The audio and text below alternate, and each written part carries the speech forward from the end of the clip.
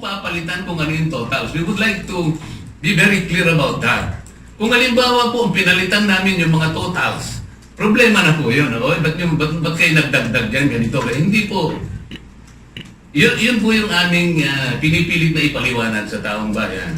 Na trabaho po namin, parte ng trabaho, na i-itemize po natin. Para yung lump sum po, hindi kung kani-kanino lang po nalalagay, nare-reprioritize po talaga yung paggasta ng pera ng mamamayan. And sabi po nila, hindi nyo sinabi sa amin eh. Paano itong sinabi po, binabanggit namin, sinabi ba nyo sa amin ito? Ulitin po natin, 2.5 billion kinuha po sa National Greening Program ng DNR.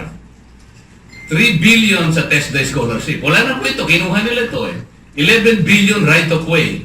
2.5 billion foreign assistance projects. Alam po ba namin ito? Hindi namin wala po kami magawa. Yun po yung gusto nila sa bahay nila eh.